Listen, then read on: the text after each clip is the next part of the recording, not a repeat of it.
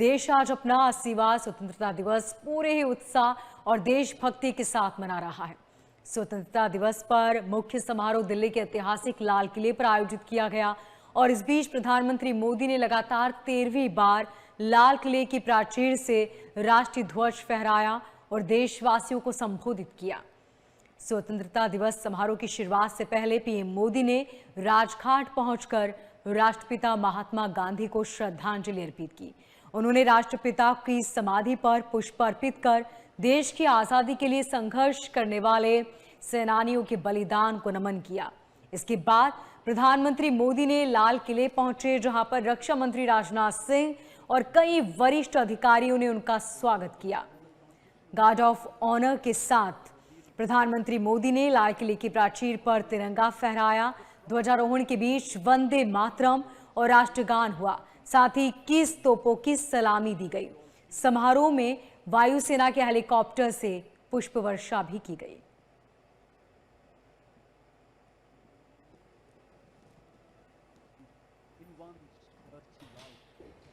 लाल किले से अपने संबोधन के बीच पीएम मोदी ने विकसित भारत के निर्माण में युवाओं की भूमिका को काफी महत्वपूर्ण बताया। उन्होंने कहा कि विकसित भारत के लक्ष्य को युवाओं की आकांक्षाओं से जोड़ना बेहद जरूरी है। आप अपने सपनों को लेकर के आइए, संसाधनों की कमी नहीं रहने देंगे। 1 लाख करोड़ रुपया आपके दिल दिमाग को सामर्थ्य देने का एक व्यवस्था हमने कर दी है। रिसर्च के नए अवसर मिले, डिजिटल इंडिया के नए सस्ते डेटा, ये युवाओं को सशक्त किया। दुनिया में सस्ता डेटा कहीं है तो भारत की धरती पर है और देश के नौजवानों को नई ताकत दी है। स्किल इंडिया हमने नेशनल प्रोग्राम बनाया है। स्पेस सेक्टर को हमने ओपन कर दिया। नेशनल ड्रोन पॉलिसी हमने बनाई है। खेलो इंडिया पॉलिसी बनाई है। 35 वर्षों तक एजुकेशन पॉलिसी नहीं थी, नई एजुकेशन पॉलिसी लेकर के आए हैं और इसका फायदा मिडिल क्लास के परिवारों को हुआ है। साथियों, 2004 से 14 आंकड़ा मुझे देना चाहिए आपको। 2004 से 14 हमारे देश में 350 से भी कम यूनिवर्सिटी थी और आज 10-12 साल के भीतर करीब 650 नई यूनिवर्सिटी जुड़ चुकी है। करीब 1000 का आंकड़ा हम पहुंच रहे हैं। 2014 के पहले मेडिकल की सिर्फ 400 सीटें हुआ करती थी। आज करीब 850 सीटें मेडिकल की हो रही है। इतना ही नहीं, अब विदेशी यूनिवर्सिटी भी भारत की धरती पर आ रही है। भारत के अंदर विदेशी यूनिवर्सिटी की डिग्री मेरे नौजवान को मिले, इसका प्रबंध भी हो चुका है। लाल किले से संबोधन के बीच पीएम मोदी ने देश के विकास के लिए योजनाओं की जानकारी देने के साथ ही विपक्ष पर जमकर निशाना साधा। उन्होंने कहा कि देश को दिमागी नक्सलियों से बचाने की जरूरत है। और पता नहीं भविष्यवेत्ताओं ने तो न जाने क्या क्या घोषणाएं कर दी थी।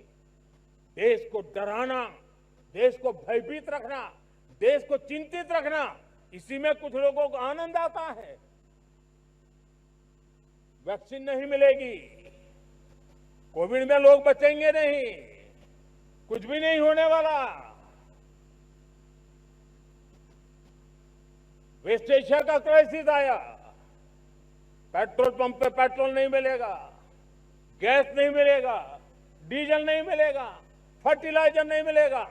सारी दुनिया भर की अफवाहें फैला करके भारत के लोगों को भयभीत करने का, डराने का, चिंता के अंदर डुबो देने का कुछ लोगों को आनंद आ रहा था। लेकिन देश ने देख लिया कि पिछले 10-12 साल की सुविचारित योजनाएं रंग ला रही है। बंदूक के नोक पर दबोच करके रखा था, संविधान की धज्जियां उड़ा दी थी और देश के सामान्य नागरिकों की रक्षा में 3500 से ज्यादा हमारी पुलिस के, सुरक्षा बल के जवान शहीद हो गए। युद्ध के अंदर जितने सैनिक मरते हैं, उससे ज्यादा हमारे पुलिस जवानों को जान की बाजी लगानी पड़ी ताकि देश के सामान्य मानवी को सुरक्षा मिले। ये नक्सलवाद ने धरती को लहूलुहान कर दिया था। 2014 में आपने जब हमें मौका दिया, उसी दिन हमने संकल्प लिया था कि हम देश को नक्सलवाद से मुक्त करेंगे। और आज मुझे खुशी है कि नक्सली माओवादी हिंसा आखिरी सांस भी शायद रहने की अब तो ताकत नहीं रही कि हमें इस मौके को छोड़ना नहीं है। दुनिया में हमें पहुंचना है।